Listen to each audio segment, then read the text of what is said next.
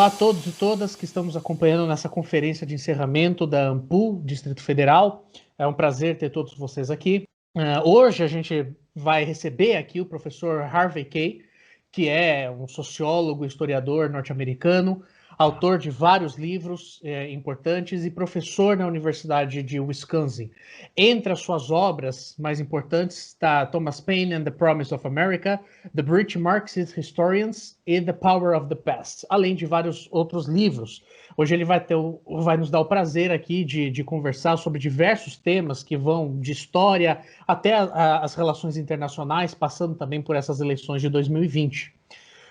Presente aqui para conversar com o professor Harvey estão as colegas Ana Beatriz Cosme, Ana Carneiro, professor Marcelo Adolfi, Gino Pinori, Jonas Pegoraro, Yuri Franco, Daniel Gomes de Carvalho, Renata Mello, Matheus Torres e eu, Jonathan Portela, que vou conduzir aqui a conversa. Então, a partir de agora nós vamos conversar em inglês com o professor Harvey Kaye e vocês podem aí acionar as legendas.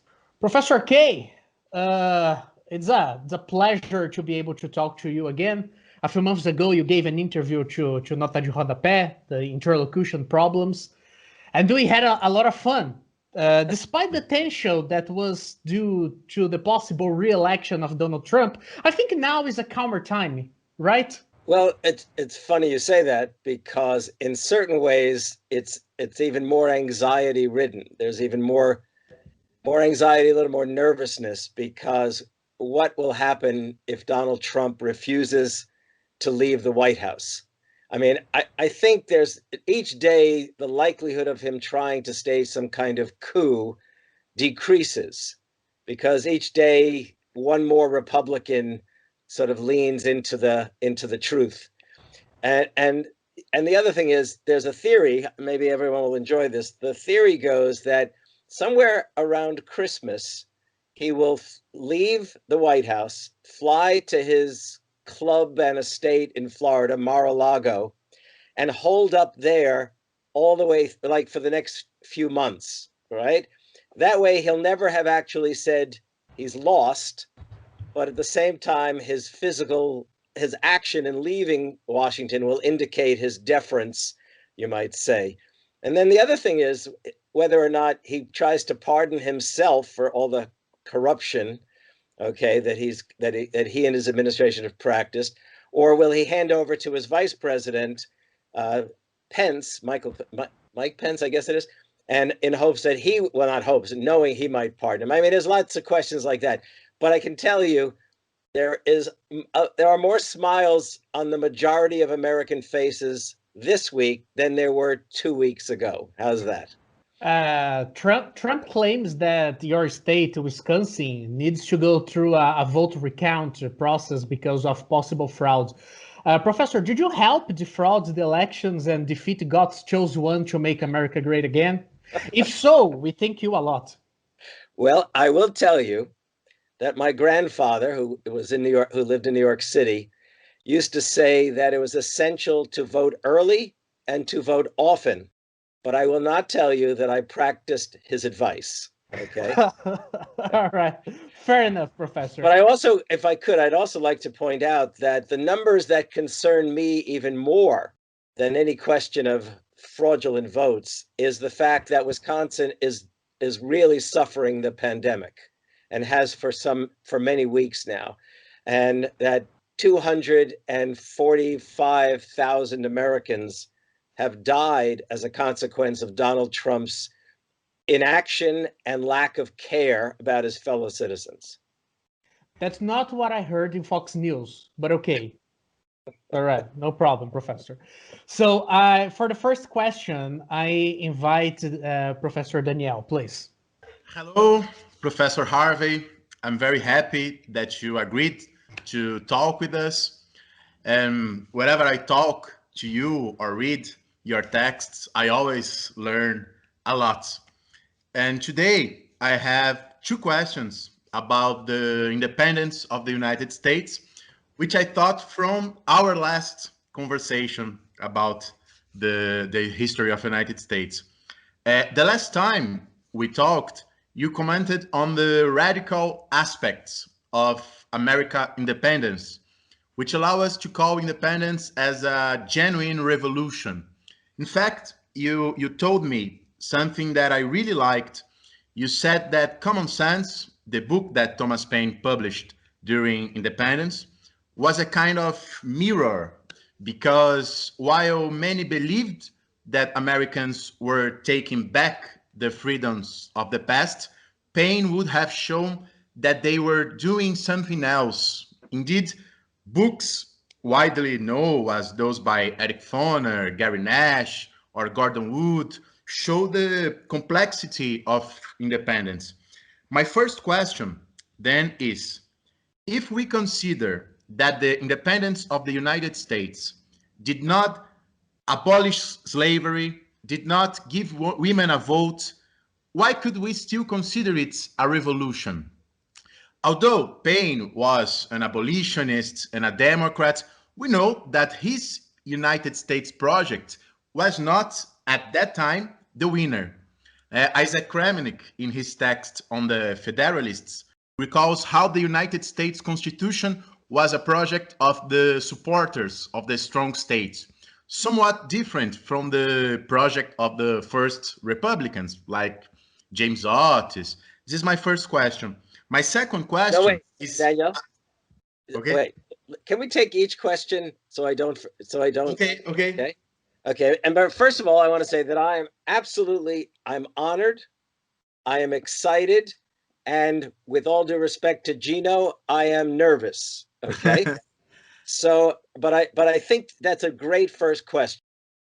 First thing I want to say is, yes, I argue that Paine's Common Sense in many ways was a mirror. And for those who don't quite understand what I mean by that, when Thomas Paine arrived in America in late 1774 and then sort of gets out and about in Philadelphia in 1775, what he discovers is something which really had to appear to him already revolutionary. I mean, most students don't learn that in 1774 through 1775, Americans had already, in their own fashion, carried out a revolution. It was called a rebellion. Now, it was a revolution because they essentially threw out British authority and they organized committees to regulate and govern their towns and their cities. And which, by the way, would be an anarchist dream, really, without question. Okay. The self-governance kind aspect. So when Paine, but it is the case that at no point, there's no point at which any of their leaders actually call for separation from Britain. It remains that of Britain recognizing that Americans too are British and they should have the rights that their cousins in England and Scotland have. And what that means is that no legislation without representation, which conservatives like to say no taxation without representation, but it really is no legislation without representation. So, and by the way, Edmund Burke, I'm sure you all know that name. Edmund Burke himself, in March of 1775, gave a speech to Parliament in which he basically tells his fellow parliamentarians, we must be very careful. If we push too hard against these Americans, they will realize what they have done. They have carried out a revolution and they've set up a government of their own. And by the way, what makes it even more interesting is that Burke himself said, it's not as if he worried about what happened in America and the whole system of colonialism. What really worried him was the fact that that revolution would set an example to the world. And the very things that those parliamentary figures held dear about the British order would literally be threatened because the British people themselves would realize, well, wait a minute, maybe it is the case that we can start the world all over again, as Thomas Paine said. Okay, but for some reason, that too is a speech that tends to be forgotten. And of course, Burke wasn't speaking in a way to incite the Americans. Paine arrives, and I doubt very much if he might have, but I doubt if he had actually read Burke's speech, but it's possible. And what he sees is astounding to him, as I said. And so Common Sense is that call for revolution. Now, you bring up this is the point. It's a very good question. To what extent is it the revolution that Thomas Paine imagined?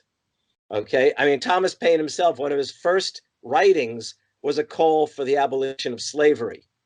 Now, it is absolutely true that the abolition of slavery does not take place in the southern states, but the revolution does instigate the end of slavery in the northern states, more slowly, perhaps, than African Americans themselves would have liked, desired, I mean, hoped for, but it does take place. And I think you Brazilians can fully appreciate the difficulties of trying to carry out the end of slavery overnight. Leave it, okay? Then, but here's the other thing, and this is where Isaac Kramnik's work is important. You brought up my very dear friend, Isaac Kramnik, who passed away last year. Isaac and I, by the way, used to argue. We would argue. He was a good generation older than I am, but we argued. He called Paine a radical liberal. I called Paine a radical Democrat. Yes. Okay. And he was insistent on that, and he was wrong, just for the record. He was wrong. Now, but here's the thing. The one thing that Paine's revolution involved, which was truly revolutionary, okay, and I'll come back to the other elements, is that Paine repeatedly in Common Sense, I think we could count maybe 4 times in Common Sense, is adamant, is very serious about the separation of church and state. And in the 18th century, that is a radical idea, a revolutionary idea. And if you look at the Constitution, as Isaac Kramnik and I think his friend, maybe Lawrence Moore, I think is his co-author, wrote in a book on the Constitution, it is a godless Constitution. At no point is there a reference to God. 1, 2, the Bill of Rights, the very first element in the American Bill of Rights is the separation of church and state. It's not worded like that. Jefferson later gives the words to that. And the other thing to remember is, and this is really interesting, there are no religious tests for holding office. So that if you're going to run for office, you didn't have to be, a Congregationalist or well, decidedly they wouldn't have empowered Catholics if they really thought about it, or Jews. But the fact is there are no religious tests. So you think about it, that's an incredible transformation in itself, which also then empowers religious pluralism and even ultimately deism and atheism, if you might say. Okay, so that's that.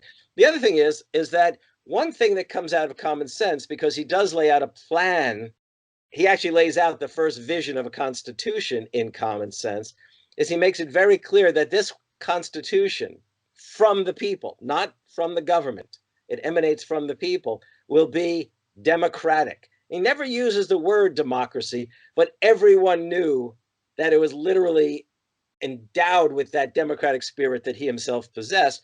And it's very clear, okay, that this is imperative, that this be constructed as democratically as possible. And he does refer, of course, to the idea of a Bill of Rights having to do with certain freedoms. Foremost among them, he says, is that freedom of conscience or freedom of worship.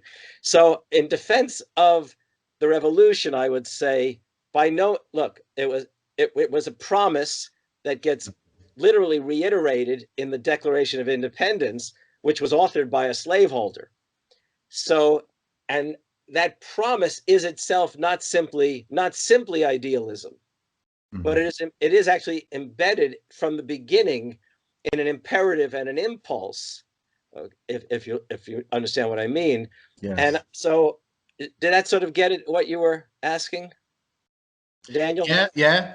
And I remember John Adams speaking when he said, "We live in the world that ancients would have liked to have lived," and I totally agree that revolution is an opening, or as in French, an ouverture for all of that demands.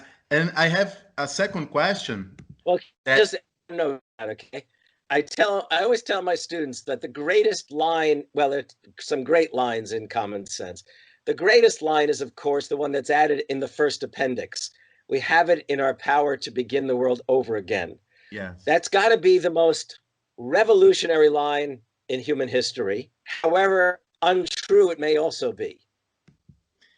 In other words, there is no original creation or recreation. And yet what it means is that humanity creates the polity, the economy, and the society. And by the way, those are lines that effectively reappear in Marx, and even more remarkably, when Franklin Roosevelt runs for president in 1932, he makes it clear that economic laws are not made by nature. They're made by human beings. So, yes. Okay, sorry, had to say that.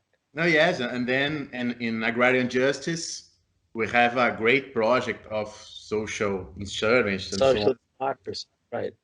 And my second question is strongly connected to the first, because in your recent book, Make America Radical Again, you state, quoting Max Lerner, the importance of rediscovering the past. And we know that in the United States, there is a national narrative which is present, for instance, in many films or books. According to this national narrative, the history of the United States would be conservative and led by heroes, all white and male. It seems to me that in your book, Make America Radical Again, you are saying that there is another history of the United States, a radical history. And it's important to know in order to defend at present a radical agenda. And I remember in your book, you tell about your rebellion against your teachers during your childhood. My second question then is, do you think the United States relationship with its past is changing today? If so, how? Well, let me put it this way. We are in the middle in this country, and I think in the world, clearly, but I will first refer to the United States. We are in the middle of a remarkable crisis, really a crisis, and every crisis affords, as you said about revolution, the possibilities and opening. And if we think back over the last several months, and I do confess that you probably know more about what has been going on in the United States than I and my fellow Americans know about the daily progress or regress of Brazil because of the nature of the global media. But let me say this past summer, the Black Lives Matter movement, which was an extraordinary movement, first of all, because it was youthful and multiracial. I mean, it was extraordinary. It was, in one sense, as much as conservatives tried to portray it as subversive and a threat to all standards, it was extraordinary because it really was so diverse and so essentially peaceful. I mean, it was imagine million, or I don't even know how many actually turned out in cities across the country. And one of the aspects of that movement was a determination. Sometimes they took down the wrong statues, but nevertheless, a determination to demand a different history, that a different history should be celebrated. Okay, that in the South, that the so-called heroes of the Confederacy, who were traitors, that those folks should be taken down from their pedestals. Okay, so, and I experimented. I tweeted one day, as long as all of those statues are coming down, let's put up statues of Thomas Paine. And it's interesting how many women said, no, let's start putting up more, radical women on those statues. So, there was that spirit. I mean, there was a sense that even if we can't start the world over again, we can start telling a history that might inspire progressive change. So I think that it's going to be, look, struggles don't occur overnight. They don't see victories overnight. But the younger generation is, not unlike my generation of the 1960s, a really remarkable generation, and I think offers a lot of reason to hope. And even more than my generation, it seems to me that they are transcending the racial divide that even marked very seriously the struggles of the 1960s. Does that sort of get at what you were asking? Yes, yes. Thank you very much for the answers. Okay. All right, now I invite Ana Beatriz for the next question. Okay, I'm looking up there. Okay. Good morning, Professor. Good morning. So I'm Ana Beatriz, and I research about Mary Wollstonecraft, and she also responded to Burke when he said what he said about French Revolution, and it made me wonder, if there were any human, sorry, any Okay. human agreeing or disagreeing with Thomas Paine in independence in that context, because I don't know, like there is any human he agreed, he disagreed, he wrote about, I don't know, basically this. Are you asking to what degree women involve themselves in the struggle that Paine envisioned? Or are you asking, is Paine a feminist? No, the first one. Okay. Yes, it's been okay. It is interesting that you ask. In Thomas Paine's Crisis Papers, he actually calls out women to join in the revolution. He praises, I'm forgetting the name right now, the example of a woman who manned the cannons in New Jersey. I'm forgetting her name, but it's very clear that he is himself eager to see women throw themselves into the struggle. Now, it's also the case that women did throw themselves into the struggle, both in the usual sense of attending to the army. Okay. And we should never, by the way, I mean, that in itself was a very arduous set of activities. But it's clear that women engaged it because women were tavern keepers. Okay. They were suppliers of the military.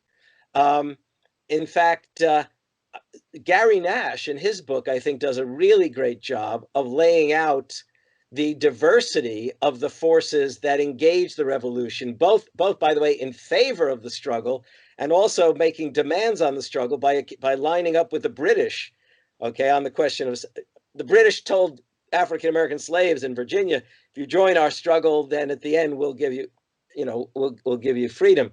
And by the way, that they exaggerated and lied terribly, but that's besides the point. Yes, women did involve themselves, and Paine himself engaged them in his own writing that they should do so.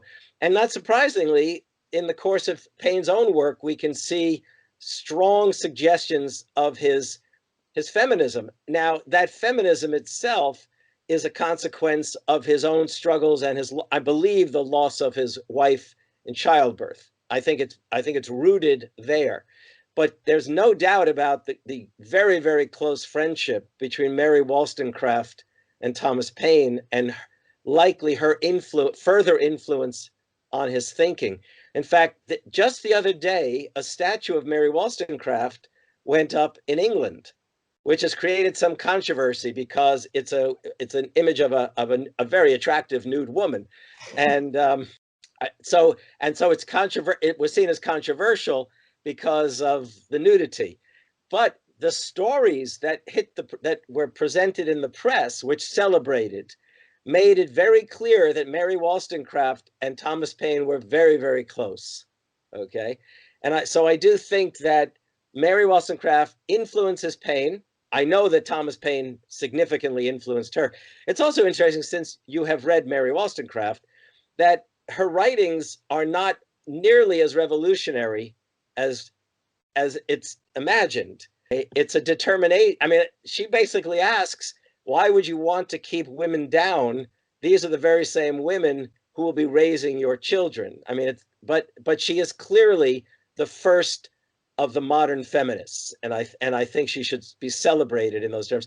And she had a real influence in the United States, especially, it's hard to say amongst laboring women, but decidedly amongst what we would think of generally as middle-class women. And a feminist movement emerges. I'm not a specialist on that. In the 1790s, I'm pretty sure, influenced in part by her. So, you know, yeah, I mean, I'm glad you brought up her name. I'd like to see statues of her too. Uh, Not just just don't start with nudity. Like it's not her. No, it definitely is not. Right. Definitely is not. Yeah. Yeah. Thank you very much for your answer, Professor. Oh, thank you. Are you a professor or a graduate student, can I ask? A grad student. Very nice. What are you working on? Am I allowed to ask questions as well? Oh, all right. I am working on the text that she published to Respond Burke, and I want to know why it has like forgotten. We remember the text about the rights of women, but we forgot about the text of rights of men. And I think that the two of them, it's together speaks about how she saw society, not just one or the other. Yes. Thank you. Thank you. And I hope you Thank, do very well in your work. thank you. Okay, now I invite your friend, Gino. Okay. Very good. Gino, you're in Uh, Brasilia. Is that the case? yes, Okay. yes. Um, well, my question was kind of answered by your second answer to Daniel, but I'm going to ask it anyway. Uh, Politics is a constant and vast work. You wrote about democracy, ideology, Marxism, education, Thomas Paine, and, of course, the writing of history. In this year, almost all of those themes played with fundamental aspects of the crisis the world is allegedly getting through. In Take Hold of Our History, you associated the knowledge of the American past with a radicalization by the society argued necessary to start solving structural problems in USA. Knowing the past of the American Revolution, deemed radical enough to, I quote, begin the world over again, would be necessary to it because the narratives make action possible by making it meaningful. In this deeply divided society, after the election the world just watched, and that is facing the worst sanitary pandemic in a decade, do you still believe that a radical study of the national past in such polarized times is the way to a better society? That's a great question. A really great question. And I'm going to tell you first my answer with one word, yes. Okay. And I'll tell you why. I'll tell you why. And I'm going to explain it both in sort of historiographical or theoretical terms, and then I'm going to give you a prime example of why I think radical or progressive action can actually lead us to transcend this divide. Not entirely, that would be utopian, but why it would be essential. So it really is the case, as I have little doubt that Americans do carry with them a certain kind of memory of what America is supposed to be about. And the way the divide has come about, this division, some people call it a rural-urban divide. It's clearly a divide that involves a predominantly affluent and white part of America, anxious, concerned about the diversification of America. And okay, but it's also the case that many of the folks who have rallied to Donald Trump have themselves been from the white working class and not simply affluent sections of America. Well, things don't just happen. You know, there's that expression, if you'll excuse my language in English, shit happens. Okay. But things don't just happen. I mean, politics matters. And for 45 years, there has been a class war in America, and a class war that has been pursued by the corporate elite and by Republicans. And when I say Republicans, I mean conservatives. But what has really made it so tragic is how many members of the Democratic elite had turned to what we call neoliberalism. okay, had literally, and to be more precise about it, to leave that, the question of what neoliberalism is out, is they turned their back on the working class, the organized working class, in fact. I mean, the labor movement in America in the 1950s and even up until the 1970s went from one of every 3 workers was in a union to say 1 of every 4 workers was in a union. But even though the numbers were declining, there was real life in the labor movement, as indicated by the organization of public employees, municipal employees, state employees, school teachers. I mean, it was really expanding labor unionism among the white collar classes, you might, okay? Now, in the early 70s, to make it clear, there really was a declaration of war against the working people generally, especially labor unions.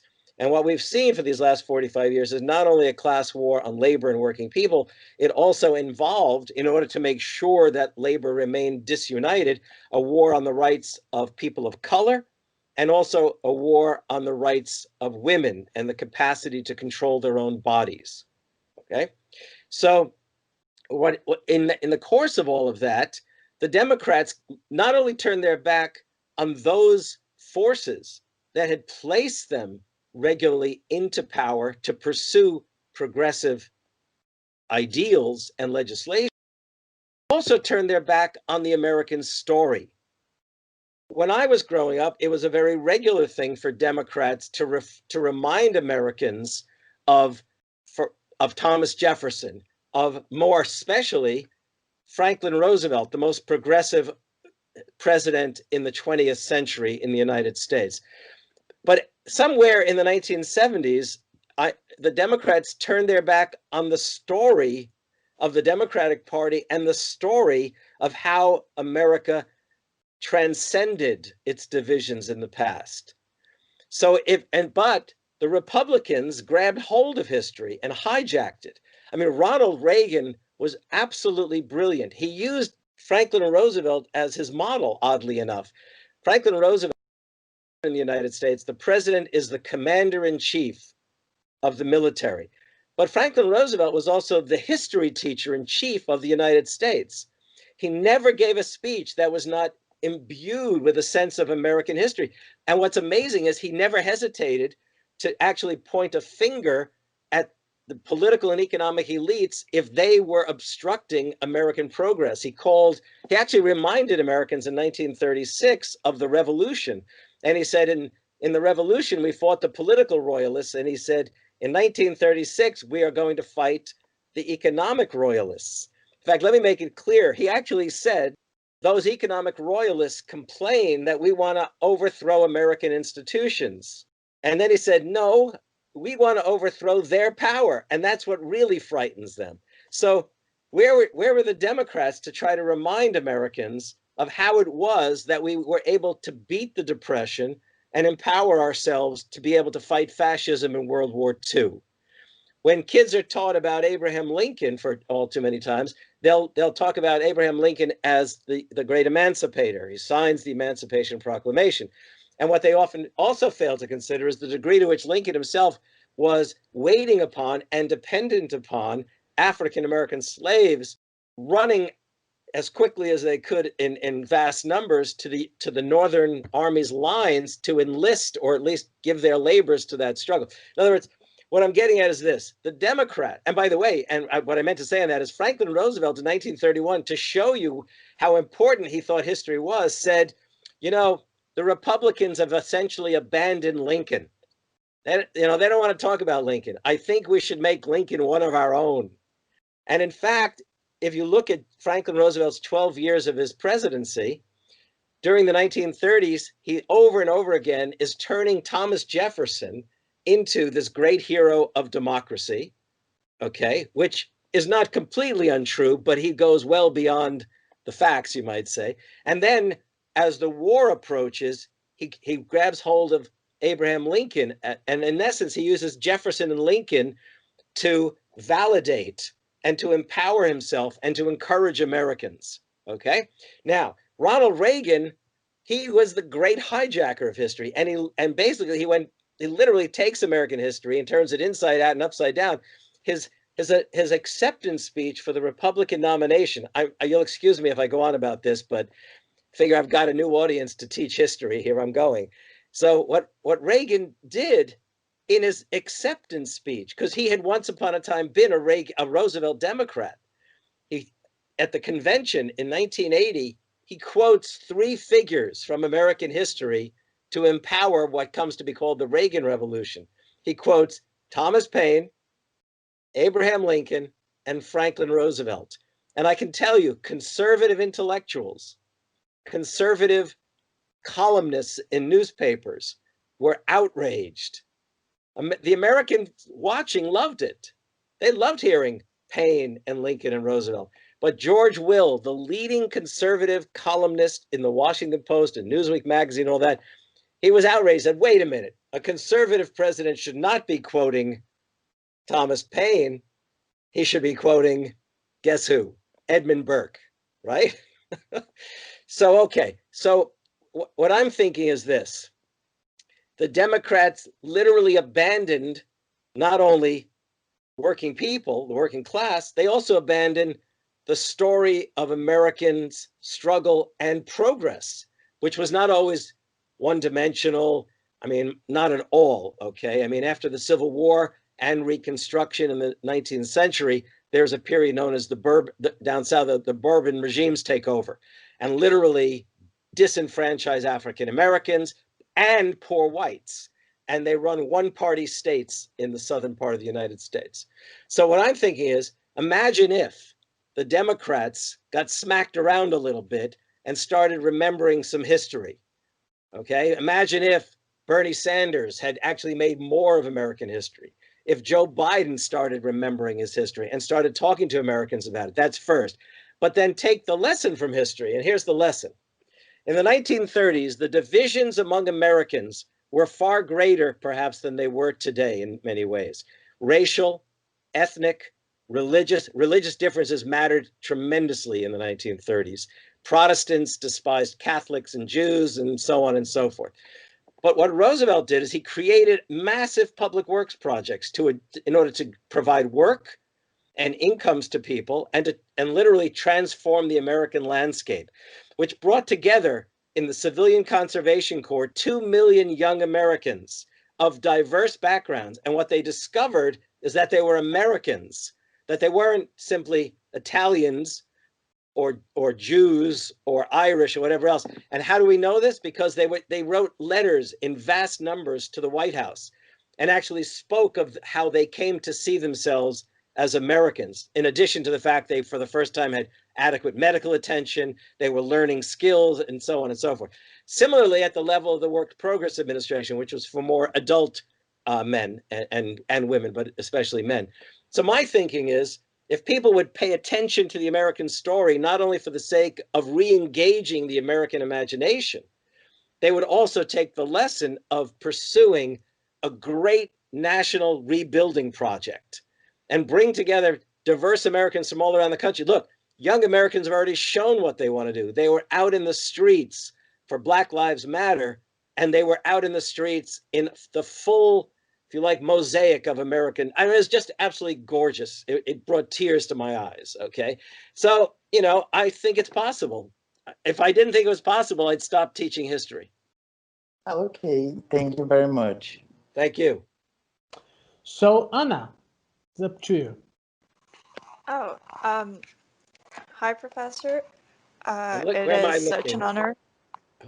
Okay. Right here. Can you see me? I want you big.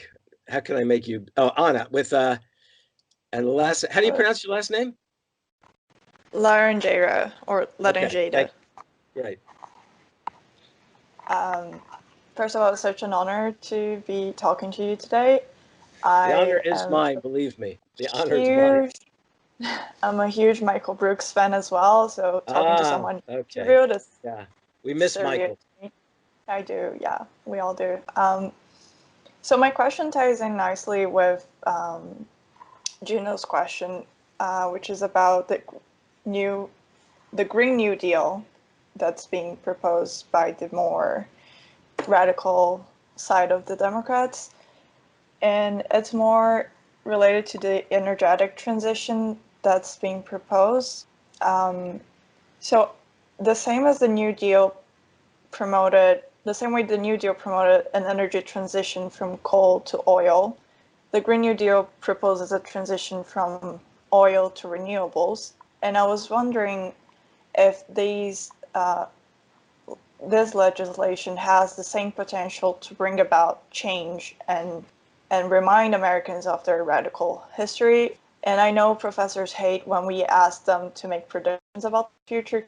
I know you don't have a crystal ball, but I'm wondering what your perspective on the Green New Deal is and the potential that it has to bring about this radical change that you suggest is so American.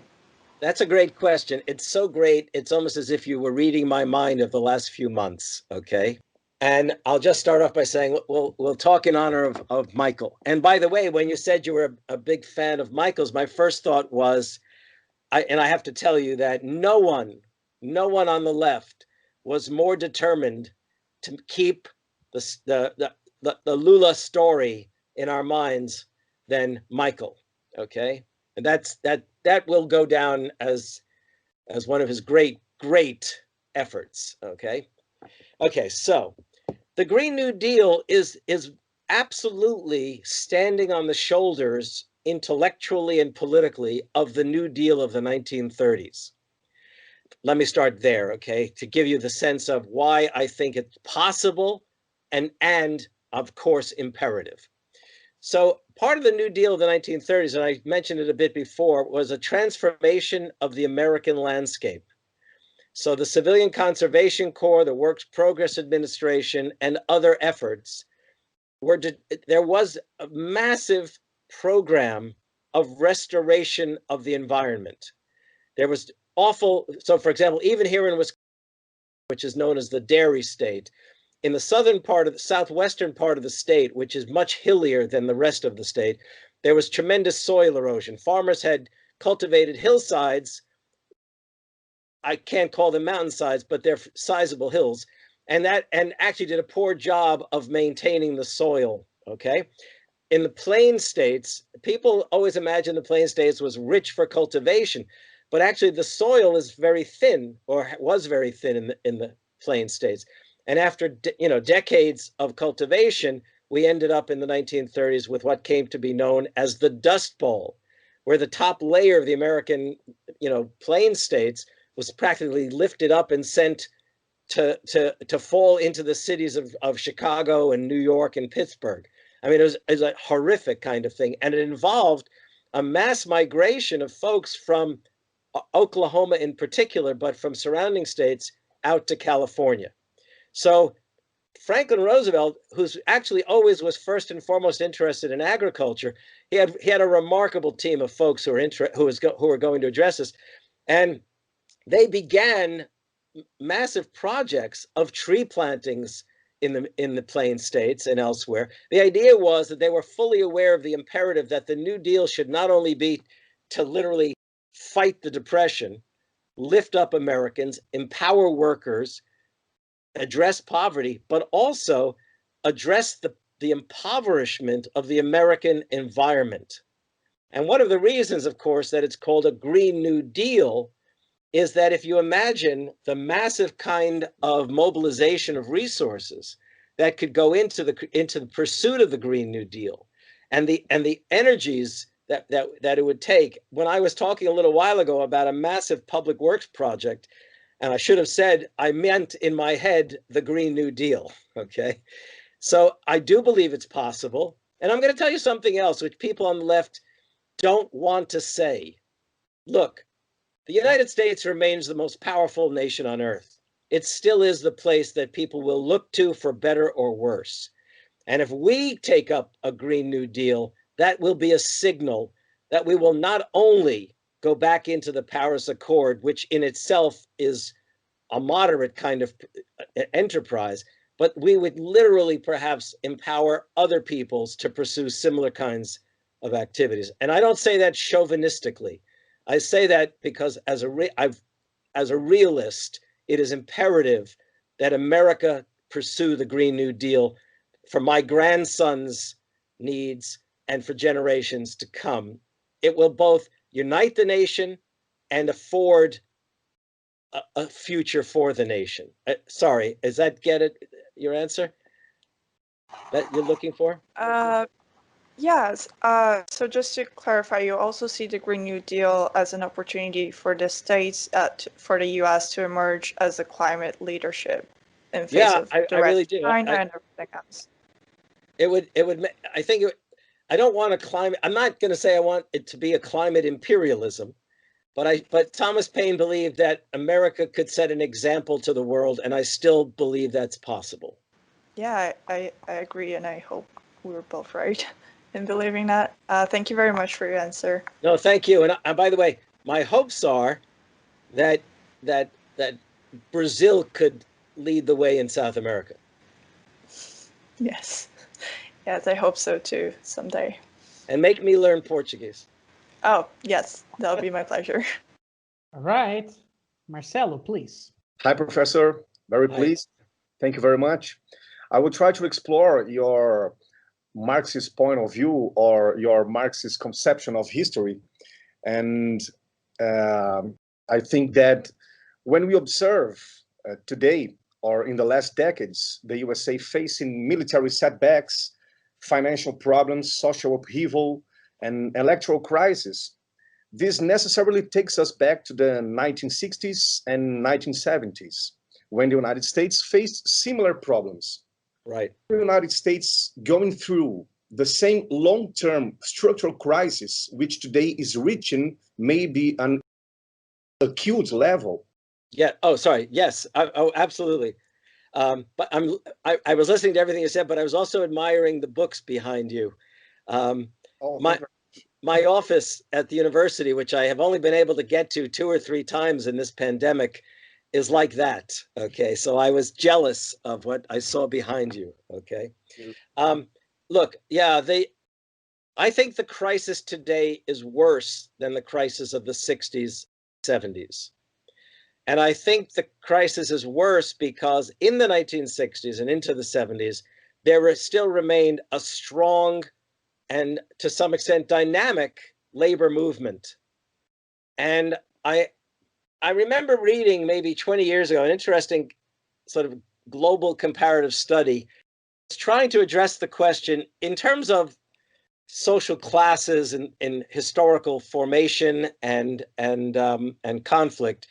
Where does democracy emanate from? I mean, as I think you all know. If you don't, I'll let you know now. Jonathan and Daniel know. I trained in Latin American studies. My PhD actually is in Latin American studies. And one of the things that were startling to me was the repetition over and over again that in Latin America, as in the United States, the democratic class is the middle class. Okay, the middle class. And yet history tells us quite a different story, as I don't have to persuade you, I'm sure, that it's these struggles from below in their pursuit of, freedom, equality, and democracy that make democracy. I mean, it's those struggles that do that. So my fear now is that the powers, the corporate powers and others, who, by the way, have a far more global perspective than national perspective, in fact, that we've been so disempowered that our solidarities have been smashed. Is that clear when I say solidarities have been smashed? Okay. So that once upon, as I was saying before, when I was a child in the 1950s into the 1960s, 1 of every 3 workers was in a labor union. When a union called for, if the steel workers went out on strike or the auto workers, it involved not just thousands, but tens of thousands of people. And so in the 1970s, when they declared war on working people, they busted, they smashed, they broke up labor unions and then literally walked off with the profits. So my concern now is, how do we reinvigorate working class movement, labor movement? And there's even hope there. There's hope, okay? So in the last few years, the United States has seen remarkable energy from the bottom up. And in fact, that's one of the reasons, perhaps, that Donald Trump could not run as a traditional Republican. He had to run as something of you know that term, right-wing populism. You guys have suffered it too, okay? So, you know, Trump targeted as his antagonists the elite, you know, the bankers and others. What we saw, however, during these years was one movement was the Fight for 15, a struggle to raise the minimum wage to $15, which, by the way, should probably be in this country Fight for $20 right now.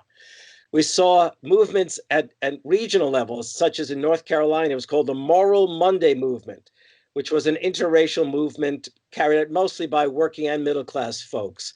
And that has given rise to a renewed poor people's movement in the United States.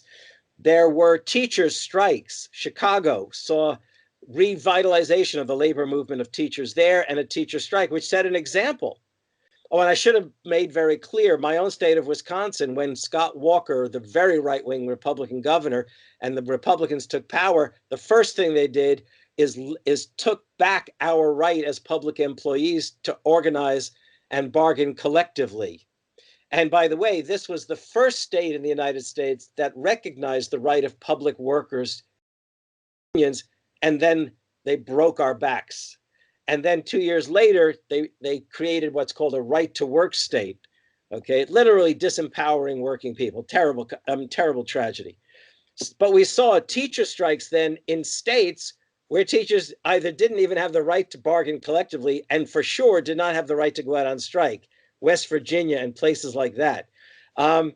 So what I'm getting at is that there is this kind of resurgence. And also, I'll tell you, you may not know, I'm losing track of time, was just a year ago or 2 years ago, I think it was 2 years ago, when Donald Trump closed the government. I mean, can you imagine a president of the United States closed the government?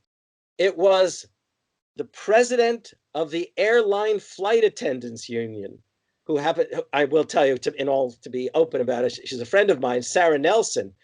She stepped forth at the head of her union and said, if the government is going to stay shut down, we're going to walk out. And she called for a general strike in the United States, and decidedly a strike in the airline industry. And that literally flipped the switch, and Donald Trump reopened the government.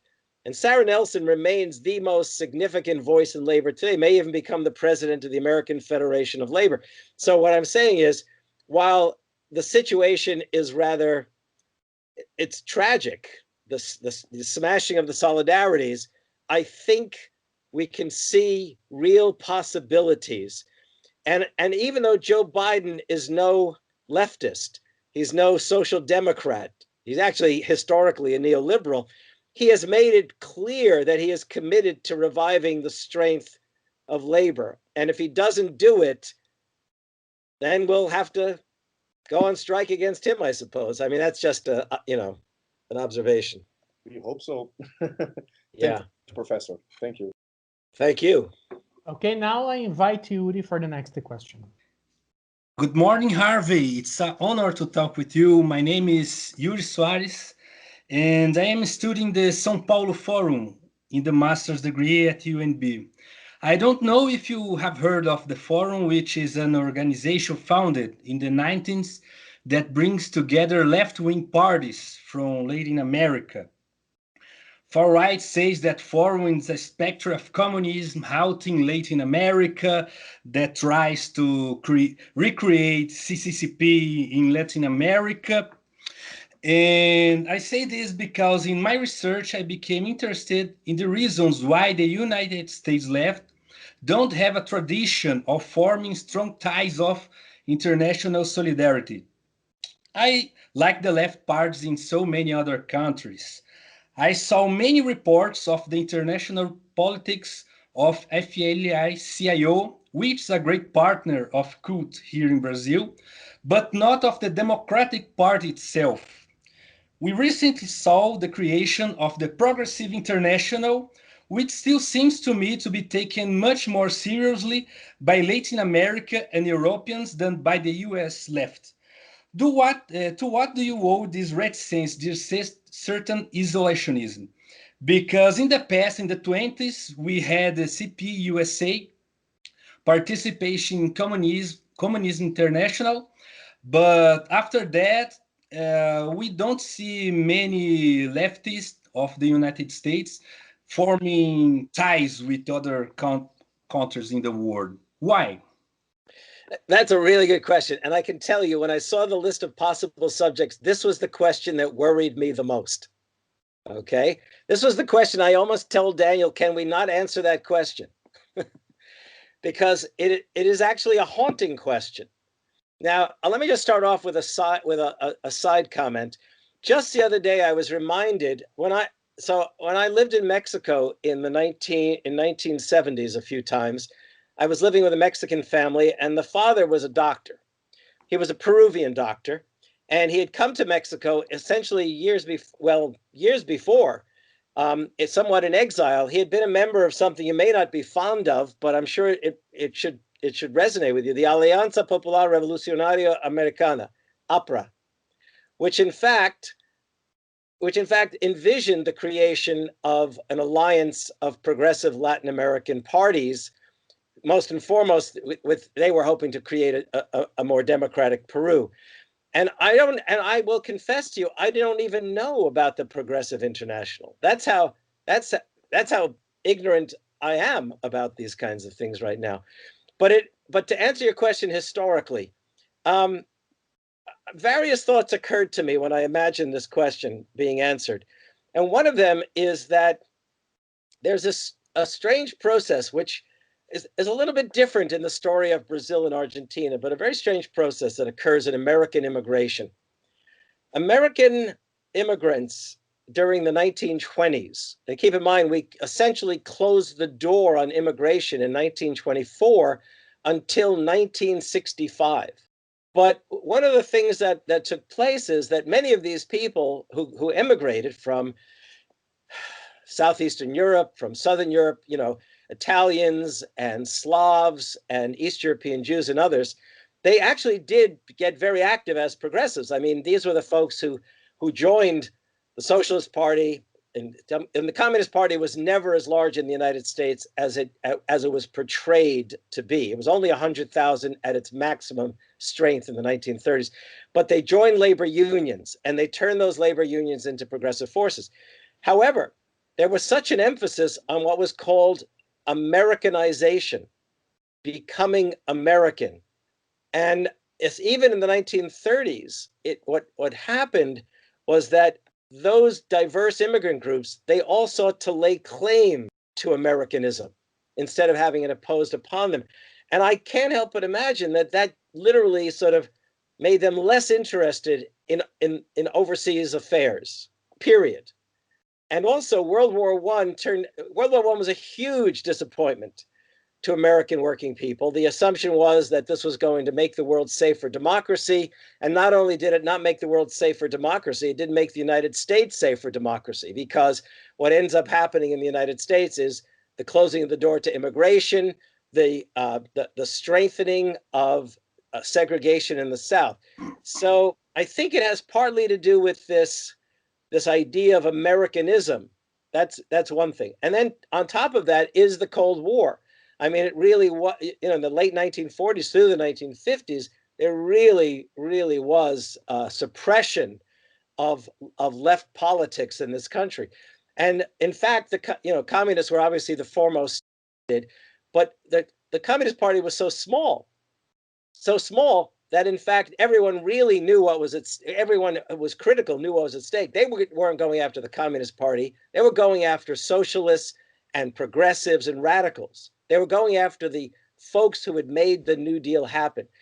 Now, so it doesn't answer your question, but I think between the sort of emphasis on Americanism and then the Cold War, I think there is this sort of instinct for isolationism. But I also will tell you that people on the left themselves, I think, are more aware and moving in a more globalist or internationalist direction. I thought, in fact, was it Anna? I thought you were going to ask me about this question when you mentioned Michael Brooks, because Michael is part. Look, I'm 71 years old, but Michael's generation, 20s and 30s, these folks are very much aware of what's going on elsewhere. I'm not sure to what extent they're organized enough to create alliances, but I'll give you an example. This past couple of weeks, the young left has celebrated developments in Bolivia. And so I can tell you that for years, I never heard that kind of talk amongst the left. So I apologize that I can't give you an adequate answer. I can tell you that obviously the more connected, the more allied we are, the better off we're all going to be, if only for the fact to call efforts to suppress democracy. I mean, I use the example of Brazil these last several years, and now, of course, here in the United States, a similar kind of development. Great, great. Thank you. Just one more question. Okay. We have here in Brazil a journalist that you should know who is a very critical of the possibility of disputing the direction of a Biden government. His name is Glenn Greenwald. Sure. He claims that in international relations, democratic governments tend to act as badly as Republicans. For example, he discovered that during the Obama administration, the NSA spied on Dilma and her entire government, as well as supporting Operation Lava Jato to carry out the 2006 coup. I have been talking to unionists linked to DSA, and they believe that only popular participation will be able to change that. What do you think we Brazilians and Latin Americans can wait from the Biden government in international relations? You know, that right now we're all looking. Look, until I see the cabinet that gets announced, I don't think I can predict the future. As Anna said, professors, don't want to predict the future. I do know. Look, I've been a Bernie Sanders supporter since the 1980s when he first entered politics. And my hope and aspiration was that we would see a Bernie Sanders presidency. Maybe I was fantasizing too much. But it is the case that that possibility presented itself, and it would not only have changed American political life, public life significantly, I think it would have clearly changed America's relations with the world. The last few years with Trump is clearly at its worst. At its worst. I mean, if you look, Turkey, Brazil, the Philippines, wherever Donald Trump saw an authoritarian right wing, I was going to use four-letter words. I won't do that right now. Whenever he saw them, he embraced them.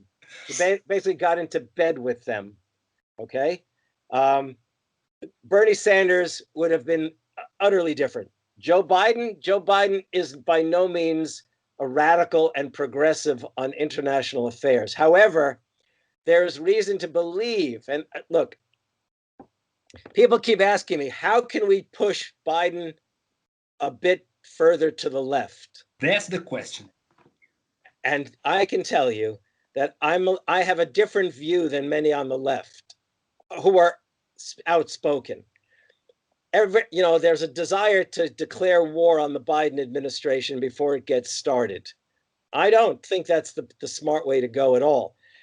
I think the smart way to go is to actually believe that if Bernie Sanders and Elizabeth Warren and some other senators who are progressive, if AOC and what's known as the Squad, which will grow in numbers in January, that if these folks are serious, and obviously they are, then our task is to literally mobilize to empower them to advance a progressive agenda both domestically and internationally in Congress, so that to declare war on Biden will literally just turn him all the more towards the Republicans that he thinks he can work with. And I think the trick is to give our energies to pushing our representatives who are progressive in Congress to pull Biden, that they should be outspoken and proclaim now their agenda and their eagerness to work with Joe Biden in pursuing it. And I will tell you, if it helps at all, just the other night, Bernie said, I'm going to actually show you, Bernie sent out an email to his followers, okay? And he lays out in here the agenda that he's going to pursue in the US Senate. Now, he can't do it by himself, but there are others who can join with him. So let me give you an example. Elizabeth Warren is a progressive, and her basic politics has to do with regulating corporations. Bernie Sanders is labor and social change. A man named Markey from Massachusetts is the co-author with AOC of the idea of the Green New Deal. He's in the US Senate and he just won re-election. Merkley from Oregon, who I believe is an independent but caucuses with the Democrats, as does Bernie, he is already on record aligning himself with those kinds of forces. There's 4 senators, and then there's another man, Sherrod Brown. There's a possibility to pursue change from that angle, as well as with the enlarged squad. So I don't want the left to be seen as proving what the conservatives in the Democratic Party say. That is, the left is costing us victories. I want the left to act like leaders, okay, before we have to act like opposition. That's my thinking right now, for what it's worth. Well, thank you so much, Harvey. Again, it was an honor to talk with you. I hope we can talk again in the future. And let's hope the pandemic ends and I can finally get to I've never been in Brazil. Yes, we are welcome here in Brasilia. Thank you. And I pass to another one to talk now. Okay. Professor Harvey, so far so good. Is it your turn, Jonathan, or are you passing to someone else? No. I'm asking. So far so good. Oh yeah, I love you guys. Don't say things like that. We are shy. We are shy now, Professor. If you say that you love us. When will you be with us in person to talk and most importantly drink together? When will that happen? Yeah, when you come to Brazil. Okay, so we have to schedule that. When was it that we spoke? When did we speak last, you and I? I think it was September, Danny. I don't know if I told you what I have done. I actually retired from the university. You were the last time you talked, you were about to retire. Yeah, I didn't want to. I love teaching. I just can't imagine not teaching. But I didn't want to teach online. I like this. This is fun. Conversations are great.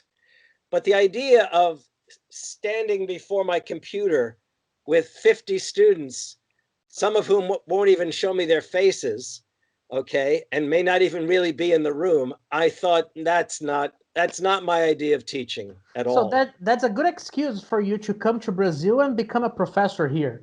That's exciting. That's an exciting possibility. You can learn Portuguese in 2 weeks. It's a very easy language. Well, I know, as I said, I know Spanish. I hope so. And my wife knows Portuguese. She'll stop talking to me in English. So, so the plan was, if I ever did retire, which I had not ever intended to do, that we would get to. There were 2 countries that were high on our list to visit, and one is Portugal. I can tell you that I've been to Spain once, in the northwestern part of Spain. I didn't get into Portugal. My wife and daughter did. My wife lived in Portugal and in Spain a number of times. Her degrees are in Spanish and Portuguese at the University of Birmingham. My wife is originally British. And, you know, the assumption was we'd get to Brazil, in Brazil and Portugal. And just for what it's worth, can I just ask a very silly question? There are no silly questions here. Well, no, this is silly. I love Portuguese food, okay? Mm-hmm. And I've eaten in many, and I've also eaten in many Brazilian restaurants. I love it. But do you have sardines is that a dish in Brazil as it is in Portugal? Grilled sardines. No. Real sardines, no. No, okay. That was it's a North Atlantic thing, I suppose. Sorry for making my counter disappoint you. I can't tell you how I love grilled sardines, just so you know. All right. We can promise we try To cook some. Okay. All right. Okay. So I invite Renata for the next question. Renata, right? Yes, I love that name, just so you know. For decades, I've loved that name. thank you. It's really nice to have you here. And regard the current, my English very bad, okay? Better than my Portuguese. Okay. Regard the current post-election scenario, what's your perspective on policies aimed at Black and the Latin population in the USA? And what you are reading about the role of the group in the Joe Biden victory? Sorry, the last couple of words I did. What victory? Yes. What's your position in the Black people in USA and Latin America? Okay. Oh, sorry. Yeah, in terms of policies ahead, you know, this is, first of all, there are those of us on the left, who, black and white, who really do believe that we need to understand that the best way, perhaps, to transcend, if you like, the racial injustice and racial divide is not only to guarantee equal rights, and not only, by the way, I'll just give you one example and then I'll move on to the question. I'm convinced regularly that the terms that we use for our politics are pushed upon us by the media and conservatives. And I'm going to tell you that I do not like the term that you may have heard of, defund the police. That's a killer term. It will not garner support in the vast majority of communities. Okay? Okay. What it should have been, and it's a very hard thing to control the rhetoric, is demilitarize the police. There has, without question, been a militarization of police over these last few decades, both in terms of ideology and in terms of the equipment that they're given, okay, to control people. Okay. Heavy equipment. So what I would say is that first of all, we really need to do a better job of controlling the rhetoric and in terms of the struggle. And the reason I say that is conservatives in the Democratic Party and conservatives in the Republican Party, they have said that the left, the political left, cost the Biden campaign votes, which is not true. It is absolutely not true.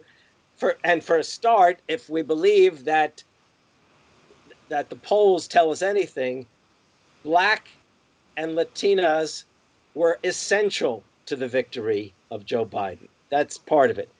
But here's the other thing. When they spoke of how the left damaged the campaign, they did this. They said, defund the police and Medicare for all were what damaged the campaign because the left was pushing that. Well, imagine if people see these as coupled, as connected, it doesn't help the cause of Medicare for all, of universal health care, nor does it necessarily help the cause of demilitarizing the police. So that was difficult. But now let me get to the better question. There was a Black labor and civil rights leader in the 20th century, A. Philip Randolph, who was one of my heroes.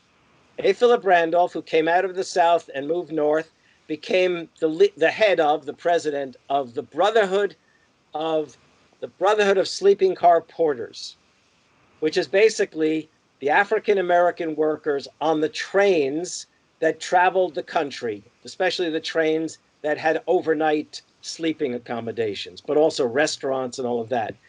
And A. Philip Randolph in 1926 gave a very interesting speech.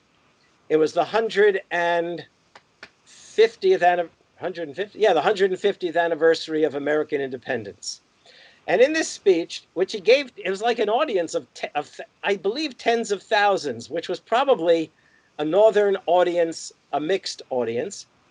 And he said, he said, the historians don't necessarily tell us, but we know that African Americans brought democracy to the South for the first time during Reconstruction. Here, and he says in 1926, maybe we can bring economic democracy to America in the 20th century. Now, what he didn't say, he didn't fail at any time to organize and mobilize African American workers. I mean, that was his mission. But he really did see that the struggle of African American workers was the struggle not only for African American workers, it was the struggle for Americans. Believe me, stick with me. I'm getting to this, okay? Okay. So A. Philip Randolph is the man who launched what was known as the March on Washington movement in 1941, which compelled FDR to sign orders to desegregate the defense industries before the war. And after the war, it was that same A. Philip Randolph who pushed Harry Truman to desegregate the American military. In 1960s, in the midst of the civil rights struggles, A. Philip Randolph and a man, and also Walter Reuther, who was the head of the United Auto Workers, who wrote the checks to make it possible, they organized the March on Washington movement for jobs and freedom, the great March on Washington that's famous for Martin Luther King's speech. 250,000, 250,000 Americans descended upon Washington and filled the National Mall. Now, it was jobs and freedom, okay? A. Philip Randolph then launched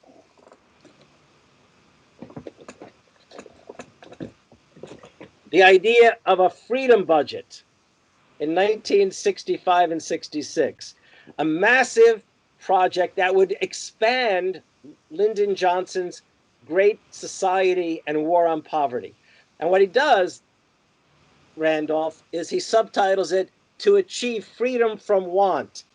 Randolph was quoting Franklin Roosevelt. You see the historical dimension here. And what Randolph offers is a massive program to end poverty in America by way of massive public works projects that will provide jobs for every American who wants it, which is what FDR called for in an economic Bill of Rights. 150 academic leaders, labor leaders, foundation leaders signed on. It seemed that there was a moment that this could happen. And by the way, Lyndon Johnson staged a conference in Washington. The name of the conference I've forgotten right now. But at that conference, the idea was to honor A. Philip Randolph. So that it's crucial. The problem is, or the tragedy was, is that Lyndon Johnson placed more emphasis on the war in Vietnam than he did in pursuing any kind of Great Society war on poverty. But talk about tragedy, that's a tragic moment. Now, let me bring it into the present. I believe that too often the question of African American and Latin American standing in America leaves the class question behind, and it has for too long. So in addition to any kind of demilitarizing of the police, recognition of transformation of the justice order, there needs to be a rejuvenation of the question of class and the degree to which the question of class for African Americans is the same question as it is for white Americans, white working people. So to my mind, Black Lives Matter, I was doing a lot of shows, podcasts and radio during that time, and I still do. And every time people were talking about Black Lives Matter, I kept saying, what we need is a new A. Philip Randolph to articulate the struggle in the street into not only a struggle for justice, but also a struggle for, if you like, social transformation, economic transformation that would provide an economic bill of rights. And I thought back to A. Philip Randolph in 1926. Maybe the African American movement can bring economic democracy to America. Anyhow, that's the best I can tell you, okay? Okay. One question, please, Jonathan or Daniel. Uma dúvida, I speak in Portuguese, okay? Okay. Translate Jonathan or Daniel. Okay. Uma curiosidade, meninos, eu gostaria que vocês perguntassem, por gentileza, qual é o olhar dele sobre a história de Assata Shakur, uma American African que vive em Cuba por conta de perseguições políticas. E até os dias atuais ela é considerada como uma de alta periculosidade nos Estados Unidos. Na lista da CIA. Yes. Eu gostaria de saber, please, Harvey, Kate. So, Professor Harvey, sobre o olhar dele sobre essa situação até os dias atuais, por favor. So she wants to know how do you see, in a historical perspective, the figure of Assata Shakur? Do you know who is she? I confess I do not. Ele não a conhece. Panteras Negras. From the Black Panthers. Oh, wait. Hold on. So who are we talking about? So she's asking you to talk about Assata Shakur. She was a member of the Black Panther. She's alive. I have to plead ignorance. That's just not. I don't know. Okay. But it's a great figure. You have to send me an email so I can find out more. Okay.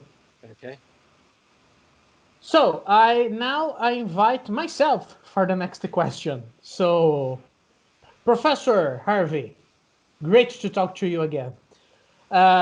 Despite living in Brazil for many years, practically all my life, I am an American citizen, and I have been voting in American elections since 2008. You have been voting? You have? I have been voting, yeah. What state do you vote in? Florida, unfortunately. Yeah. Don't judge me, Professor. I tried. No. All right. I tried. No, I can tell you that with all the talk of, Trump claiming a stolen election, I still wonder to what extent somebody stole the election in Florida again. Yeah. So, but that makes me have a special interest in the politics of this country. I will not resist a small and respectful provocation.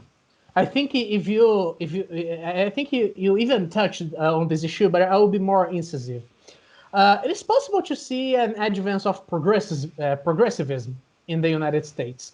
This year, DSA women were elected as Alexandra Ocasio-Cortez, Ilhan Omar, and Rashida Tlaib, as well as Sarah McBride, the first transgender woman to be elected to the Senate House. The vote of the Black population was also very important, especially in states like Arizona and Georgia, especially with the activism of people like Stacey Abrams. This progressivism is not necessarily reflected in the figure of Biden and Harris. It is not credible that... Wait, Jonathan, just one thing, okay?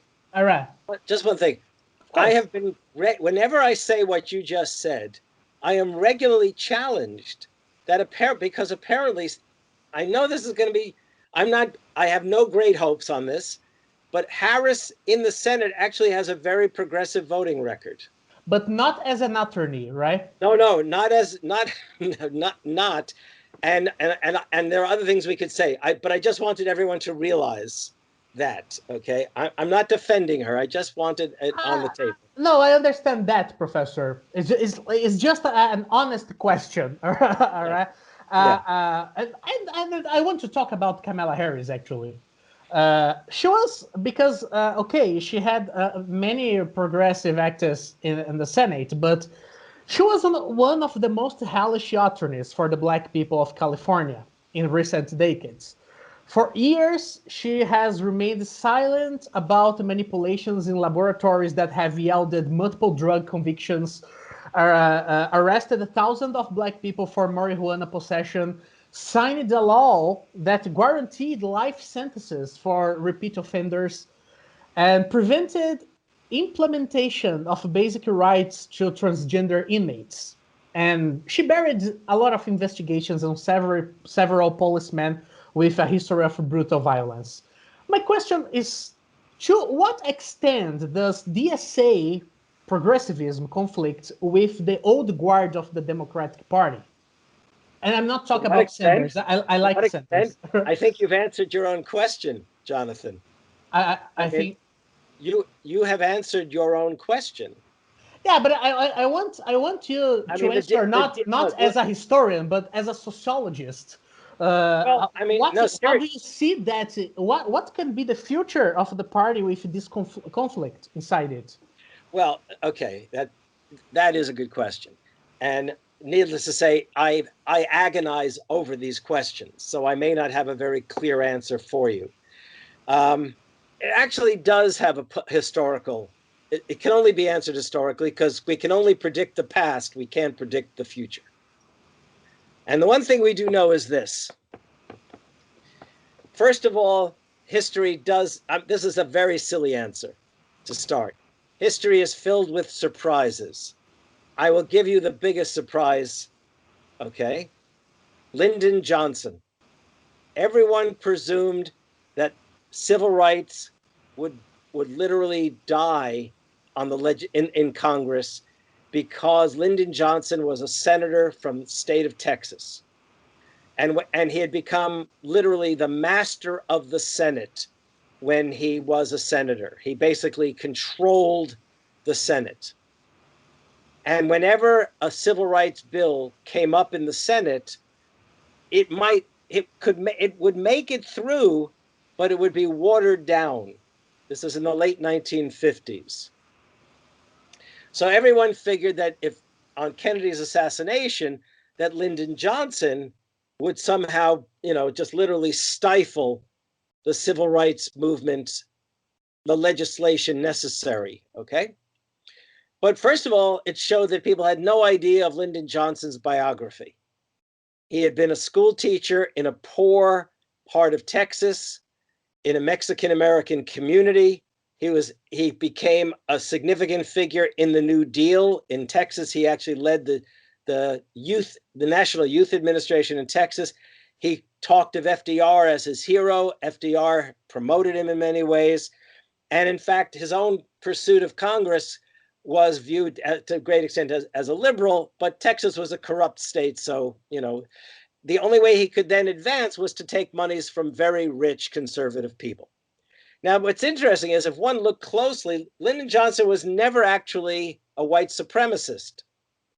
It's that in order to sustain his political career, he would regularly dampen down the civil rights legislation. It turns out that he was far more committed to civil rights than John Kennedy ever was. John Kennedy wasn't even a liberal.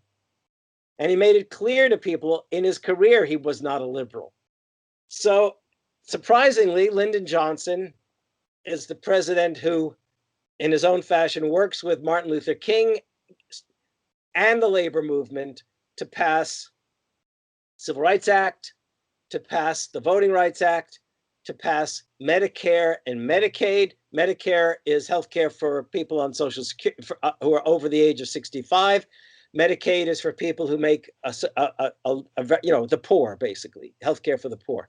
He passed, and Lyndon Johnson signs into law the first Immigration Reform Act, which opens the door, as it had once upon a time been opened for immigration. So he became, and by the way, there were failings, and I could clearly talk about those. I mean, the war in Vietnam is one of them, and others domestically. But he became, after Roosevelt, the most progressive president in the 20th century regarding domestic policy. Okay, now, the problem is that neither Joe Biden or Kamala Harris are Lyndon Johnson. But there's no question that DSA has little reason to hope for much from this administration. The question will be, and I'm in DSA, but I'm rather more, in the 90s, I was active writer for DSA. I'm now just pay my dues, okay? So, but the thing is that my argument still stands that the way forward is for DSA, for all progressive groups, to make it a point of empowering the forces in Congress that are pursuing the progressive agenda, such that they literally get out in front of Biden and Harris. Now, this is another thing that you should keep in mind. Jonathan, I lost you on my screen, but keep this in mind. No, there you are. Okay.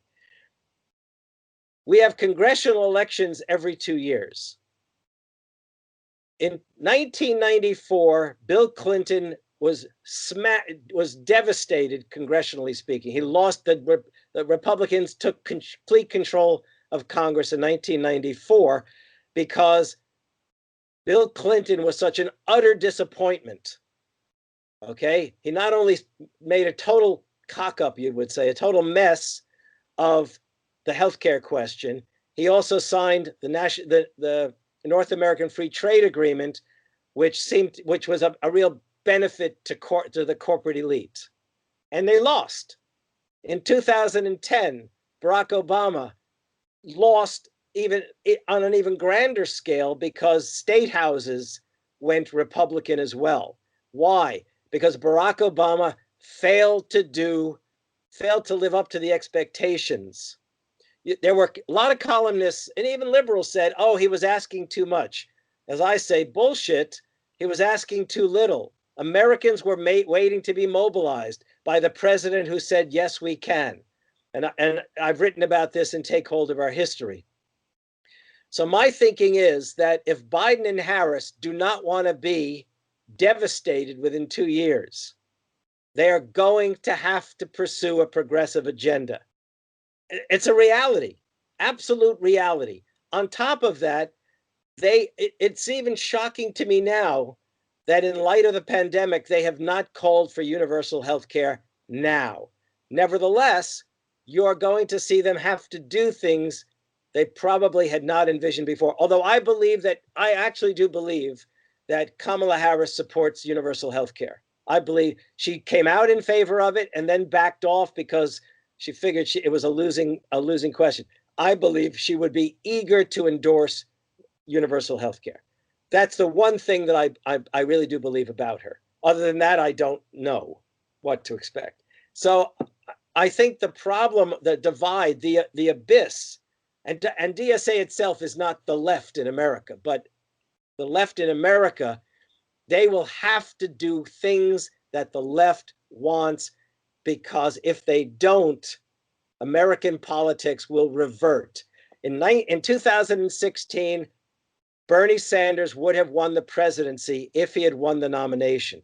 Americans said they wanted radical change. When Hillary Clinton got the nomination, it was obvious there was going to be no radical change.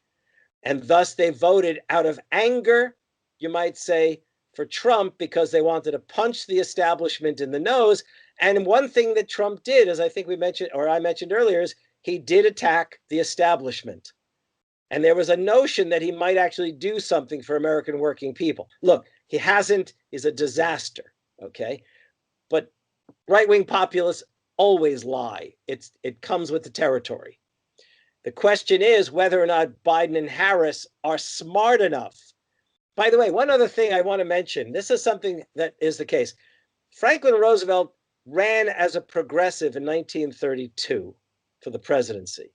But what really enabled him to move really left was not only the press of labor, labor's pressure from below, it's because capital turned on him.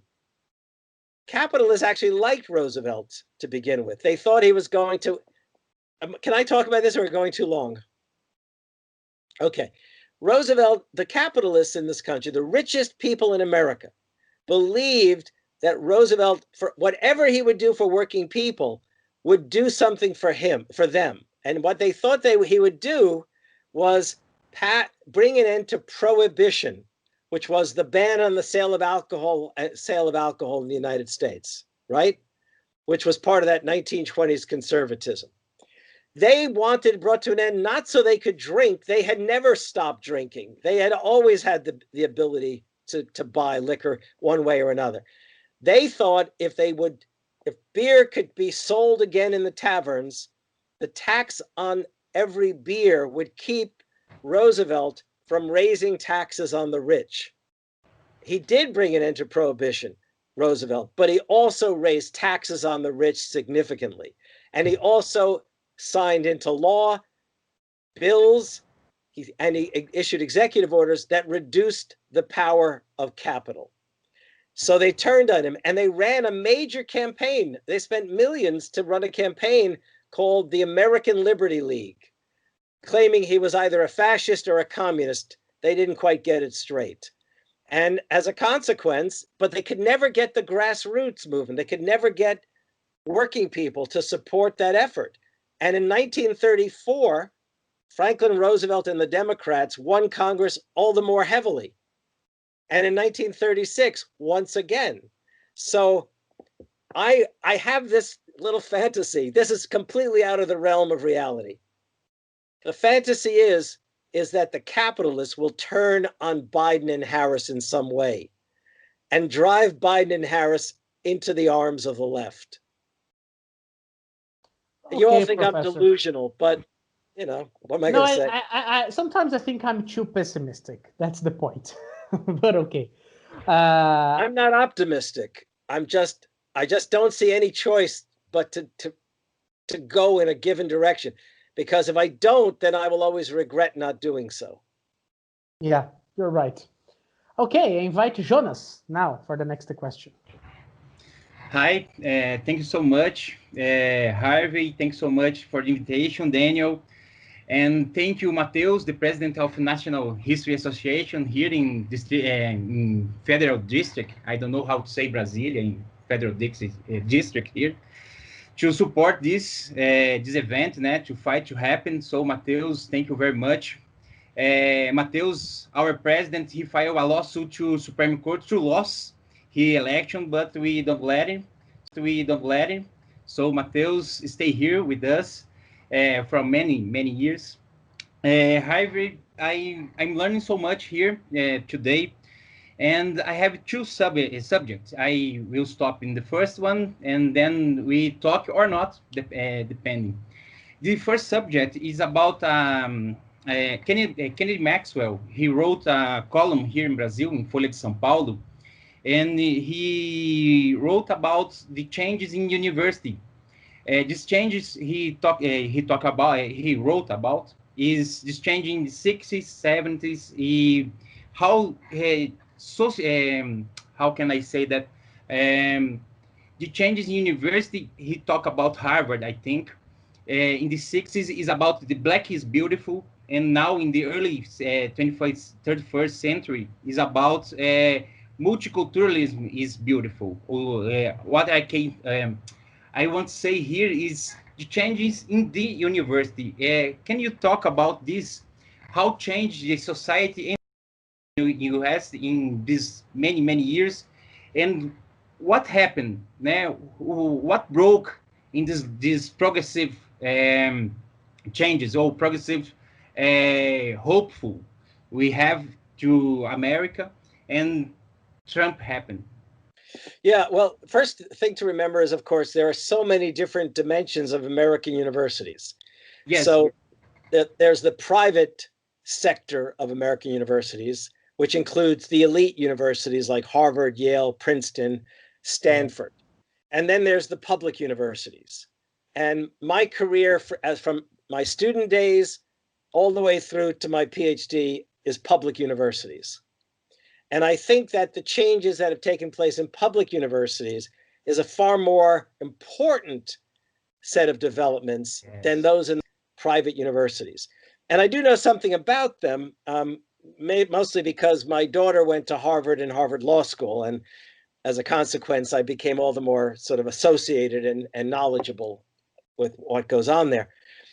But this is the thing. So public universities were first created because of Abraham Lincoln signing something called the Morrill Act, the Land Grant Act.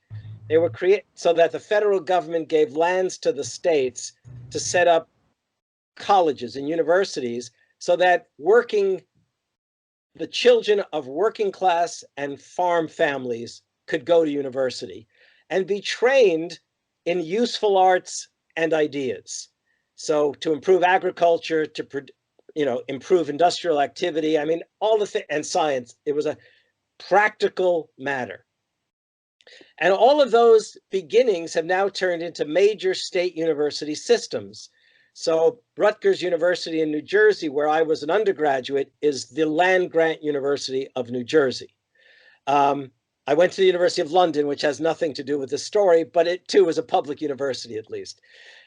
I came back to the United States and I went to Louisiana State University, which is also the land grant university. Now, the idea was that these universities would be very low tuition and possibly free tuition. That is, no charge for higher education or a very low charge. I mean, I think I paid for my tuition back in the late 60s and beginning of the 70s, maybe $500, which today might be the equivalent of no more, maybe $5,000, $7,000, okay?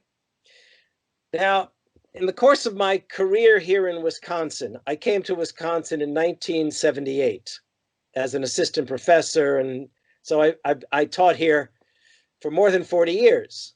And I always wanted to teach at what I call small d democratic university.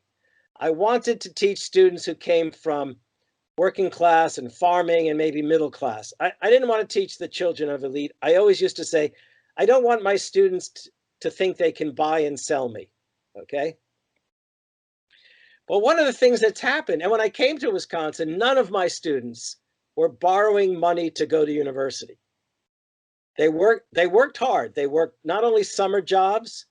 By the way, for my Brazilian friends, I'm wearing a turtleneck sweater because, as you can imagine, we're entering winter in Wisconsin. So I actually wondered if I should put on a short sleeve shirt so I wouldn't shock all of you, but I didn't, okay? But my students didn't have to borrow money to go to school because they also worked while they were studying, which also meant I couldn't give them the long list of books to read that I would have liked, but that's the university professor's dream to do. Yeah. Over the course of those 40 years, something happened. So when I came to Wisconsin, the state had a tradition. It was called the 1/3, 1/3, 1/3 rule. 1/3 tuition students would pay. And by the way, 1/3 citizens of Wisconsin would pay. And 1/3 would be by way of grants and gifts to the university. So tuition was surprising. I used to say, wow, it's really cheap, low price to be a student at the University of Wisconsin system on these campuses. Little by little, in the course of those 40 years, as the Republican conservatives and neoliberals pursued their ambitions of lowering taxes, deregulating business, as they pursued those political ambitions, something had to give. Who's going to pay for public services and social services? And keep this in mind, in the 1970s, we'll go all the way back to what I refer to as the class war. When they smashed the unions, they also smashed the capacity of working people to demand higher wages and better benefits. So what happened? Well, the American working class has not seen a rise in its real wages since the early 1970s. The wealth created by American workers is accumulated in this second Gilded Age oligarchy, this unbelievable class of billionaires. So if you're working class or a middle class working person, and all of a sudden your wages are freezing, and I don't know how much you guys know about 1970s economics, but there was something called stagflation, a stagnant economy and high inflation. So if your wages are not rising, but the cost of living is rising, and no company will ever gather its workers together and say, okay, do you want a raise? Well, of course, all the workers are going to say, give us a raise. There's nothing democratic about capitalism, okay, on the job. So what can they do? They have only one choice. They will vote for politicians who promise to lower taxes. Now, yeah, the rich will make out like bandits when you lower taxes, right? I mean, the millionaires will become billionaires. Working people, they don't care if the rich will get richer. All they know is they need to protect the money that they have if they're going to provide for their families and maybe put money aside in order to allow their kids to go to university. So now the kids of the farm families and working class, and for the 40 years I've been a professor, the majority of my students have been first generation students at university. They do not come from university educated families.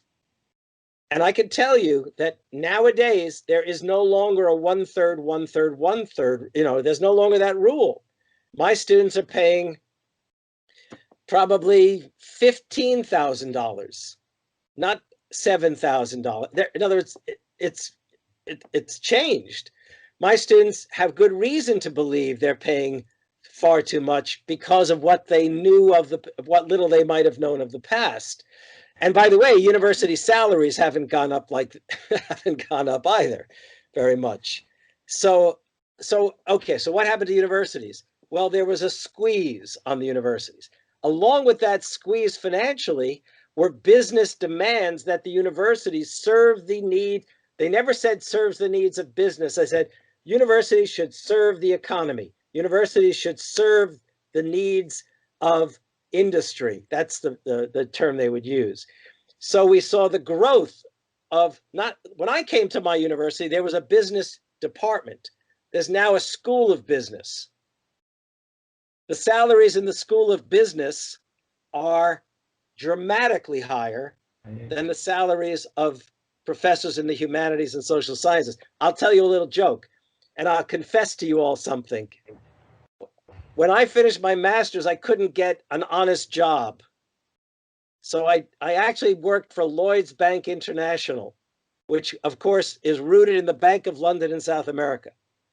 So I spent not quite a year as an international lending officer. I learned about international banking. I didn't want to, but literally the only job I could get, because I spoke Spanish, they thought it'd be great. So I left to do my PhD, and because my politics just clearly didn't combine.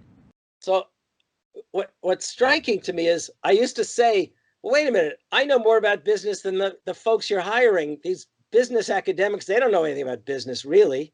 I want their salaries. Of course, that's what I would say in the university senate, but nobody would listen. So, but the squeeze was taking place. So, for example, on my retirement, I didn't want to retire because, and not just for myself, but I wanted to protect my department. My seniority at the university could protect the program. I don't even think my department will get to replace me because of the way the budgets are operating. So maybe that's not what you had in mind as an answer, but I think it's really that, but that's the story that's happened. Yeah, thanks. I have another question about democracy and multi-party system in the US. The view we have of the US show two major parties, Democrats and Republicans, as we know. But it's not true. Have a lot of parties in US, correct? Not really. Not really. Why? Well, okay. There are two parties that are effective in the elections. Yes. Okay. Yes, indeed, there are splinter parties, but to be honest, they are inconsequential. Why that? Why inconsequential? Well, for a start, American democracy. Yes, this is the question. Democracy is two parties. Right. Literally has become, I mean, if you look at American history, there are moments where one of the major parties splits, breaks up. which opens a door for a brief multi-party moment. But even in those moments, another singular party emerges. That's, for example, what happened with the emergence of the Republican Party. And of course, the other thing about it is that the parties change. So, for example, the Democratic Party, which dates itself back to Thomas Jefferson, is also the party that was the party of the South, and also the party of the Northern working class, which was a very, very uneasy alliance. And in the course of the 1960s, of course, with the passage of the Civil Rights Act and Voting Rights Act, as Lyndon Johnson figured, once he signed those bills into law, that what was going to happen is that they were going to lose the South, the Democratic Party. And they didn't lose the South as quickly as they expected. But between the years of 1965 and 1970, the shift was occurring, and the Republicans became the party, literally, of what we used to call Dixie. If you know what I'm saying, okay? Yes. Mm-hmm. So these parties change. That was the party of Lincoln, is now the party of white supremacy, right? The Democratic Party. But the small parties in some states, for example, they will have third parties. One thing you have to understand is election rules vary from state to state. So in New York State, you can have what they call fusion. So in New York State, for some time, there was a Labor Party, a Liberal Party, then there emerged a Working Families Party. But these parties can run candidates for state and local office and endorse the Democratic Party candidate, okay? Which means then that, in essence, they can ride to some extent on that, but also offer a maybe more progressive alternative. And there was a lawsuit by the Working Families Party. I'm losing track of time, and maybe it was 15 years ago, whatever. They were trying to extend that arrangement into other states, like Wisconsin.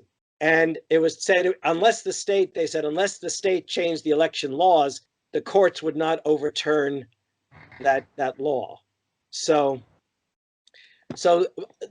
I can tell you this, there are a lot of people on the left who would love to see the Democratic Party explode to allow for that possibility. If the Democrats do not do what the progressives urge upon them, not that they would go all the way to universal health care, not that they would take on the Green New Deal as AOC herself outlined, but if they don't move in those directions, then I could imagine, Anna said, she didn't expect me to predict, and I don't mean to be a prophet at all, but I could imagine a major split inside of the Democratic Party. I can also imagine, and I can tell you what people are talking about, the effort by the Republicans who left the Republican Party. They have made significant inroads into the Democratic establishment, and there are many on the left who fear the possibility that those kinds of Republicans might try to take over the Democratic Party, or the Republican Party could split. I mean, so I don't see small parties right now, but we are at a moment where the parties could fragment to some extent. And so I won't tell you what I expect to happen, but I can tell you what I could imagine happening. There you go. Does that help at all? Yes, help. Thank you so much. There's an effort, last note, there is an effort right now to form a people's party on the left. I don't know. I mean, what I say is, I don't know what will happen because it all hangs on what happens in the next 2 years. Thank you. Okay, so for the last question, no pressure. Jose. Mateus. Mateus. Our president. Where's that? It's just all of a sudden it's in the middle of my screen, as Jose. But I know that we are talking about Biden, but he is the Mr. President here. Okay, where is Mateus? Can you see me? Yeah, you're right. Blue shirt? Yes. Is it blue? Yes, blue shirt. Okay, yes, got it. That's Okay. me. Right. Professor Harvey, thank you very much for the interview. So my question is, I'm a professor of the history of the present time. Contemporary historian. Is history. So my question is, if in Brazil, Bolsonaro, sorry for the bad word, how many letters? BOLS. It's more than 4. Yes. It's a lot. It's a lot. It's too much. Right. Did not affect the result of the election because he lose and change the security secretary right after the election. I personally would be terrified. I would be afraid. So at the moment, Daniel will tell you, I was afraid for you. Oh, okay. Yes. Right. I was reaching out. I wanted to make sure he was safe. So. Yes. So at the moment in the USA, is there any fear of a coup because of Trump doesn't accept the results of the election? It's a great question. I can tell you that. No, in fact, I think a lot of us were looking to see what he would try to do. Okay. I don't think we expected the military to be involved at all. Not that kind of classic, golpe d'etat. We didn't expect that kind of a coup. I'm not even sure we expected any state agency and its security forces. I didn't expect that. I was actually worried about something else. And here's what I expected him to pull, and there's still talk of it, a constitutional coup. Okay, that is, yes, somebody just highlighted the state legislatures. That is, because of our electoral college system, it is not out of the realm of possibility that the Republican state legislatures in Wisconsin, Michigan, and I'm not sure of the full composition of Michigan and Pennsylvania, but of these states, that they might try to name the electors themselves, disregarding the popular vote. And as a consequence, when the Electoral College would meet, would grant Donald Trump the presidency. However, Trump's numbers, though incredibly high for the losing candidate, are actually swamped right now by the popular vote for Joe Biden. It's record breaking, and it's far higher than, and it's actually more in line with what the polls said would happen, even if the Electoral College doesn't quite line up that way. It's also the case that a number of, to my mind, really serious constitutional lawyers have shown the degree to which it likely could not be accomplished. Okay. And then there's this message that came the other day, which people are putting some confidence in fear that it might end up in the Supreme Court, which is now dominated by the right wing, 6-3. What's in front of them right now is the question of the constitutionality, once again, of the Affordable Care Act, known as Obamacare. And Roberts, who's the Chief Justice of the court, last time cast the deciding vote recognizing the constitutionality. Apparently, Brett Kavanaugh has said something to the effect that he's lining up with Roberts, which will line up with the liberals on the court. Now, what that's telling is that it may well be that, as abysmal as these conservative justices are, that they are not going to try to override the will of the people. Okay. And even though that happened to some extent in 2000, this is not 2000. The popular vote this time is very high, and it's not a question of just one state. So it's very unlikely. So I'm not as worried as I was last week about that question, okay? I just am not as worried. But then again, maybe everybody else is. Thank you, Professor. I could tell you what else would be a coup, however, in a political sense. You know, I just mentioned the Republicans' efforts to take over the Democratic Party. Yeah. That's not crazy, because Joe Biden throughout the last year has said that he can reach a hand across the aisle and work with Republicans. And he's made it a point of bringing people in. I expect at least one cabinet post to go to a Republican. The question is, which cabinet posts go to Republicans? So, thank you very much. Thank Professor. you for asking that. Professor Harvey, thank you very much for this interview. It was a great pleasure for all of us to have this opportunity to talk to you, learn a lot from you. I think it was a pretty pleasant experience. Thank you very much. Can I just say something in farewell? You can say some things if you want, Professor. Okay. Well, I want to say, look, some of us are professors and some of us are graduate students. Those of us who are professors, I'm sure will agree with what I'm about to say, and it's advice to graduate students. We don't know anything until we have to teach it. So I figured that what you did for me is you challenged me to explain to you what I know, but I might not have always had to say to people from Brazil. So I've learned something in the process. I say for graduate students because the anxiety will not end when your dissertations and theses are approved. Yes. The anxiety begins when you first have to start teaching. There's nothing harder to do than go from being a graduate student to being a professor. But if you can do it, if you get that dissertation done, you're on your way.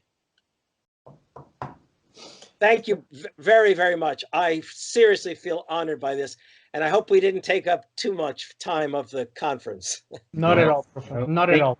Thank you. Eu agradeço vocês que nos assistiram até agora, que acompanharam toda a AMPU Distrito Federal e, particularmente, essa conferência de encerramento. Até a próxima, então. Muito obrigado.